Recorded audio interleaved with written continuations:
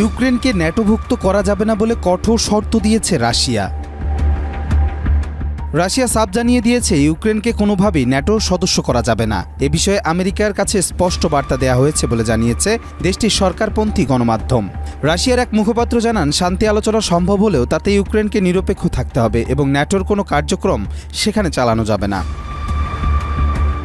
রাশিয়ার ডেপুটি পররাষ্ট্রমন্ত্রী আলেকজান্ডার গ্রুশকো বলেছেন, আমরা আশা করব যে কোনো শান্তি চুক্তিতে নিরাপত্তার বিষয়টি গুরুত্ব পাবে, এজন্য ইউক্রেনকে নিরপেক্ষ অবস্থান নিতে হবে। তিনি আরও জানান, ইউক্রেনে ন্যাটোর সেনা মোতায়েনের বিষয়টিও রাশিয়া মানতে রাজি নয়। রাশিয়ার সাবেক প্রেসিডেন্ট দিমিত্রি মেদভেদও জানিয়েছেন, ইউরোপীয় ইউনিয়ন ইউক্রেনে ন্যাটোর শান্তি সেনা মোতায়েন করতে চাইলেও রাশিয়া তা কোনোভাবেই মেনে নেবে না। যুক্তরাজ্য ও ফ্রান্স শান্তি প্রতিষ্ঠার স্বার্থে ইউক্রেনে সৈন্য পাঠানোর কথা বললেও মেদভেদও একে বোকামি বলে অভিহিত করেছেন। তিনি বলেন, যদি ন্যাটো সেনারা ইউক্রেনে প্রবেশ করে তবে রাশিয়া এটাকে ন্যাটোর সঙ্গে সরাসরি যুদ্ধ হিসেবেই গণ্য করবে। ডোনাল্ড ট্রাম্পের নিরাপত্তা উপদেষ্টা মাইকেল ওয়াল্টজের মতে, ইউক্রেনকে দুটি বড় ত্যাগ স্বীকার করতে হতে পারে।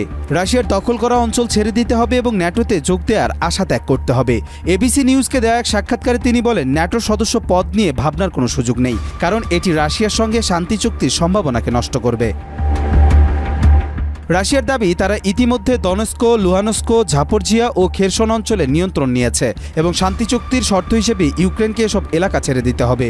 সৌদি আরবে আমেরিকার মধ্যস্থতায় আয়োজিত বৈঠকে কিয়েভ এই শর্ত মানতে রাজি হয়নি। তবে পুতিন আমেরিকার 30 দিনের যুদ্ধবিরতির প্রস্তাব স্বাগত জানালেও বেশ কিছু শর্তের কথা উল্লেখ করেছেন। কবির চৌধুরী, জয়, মাই টিভি।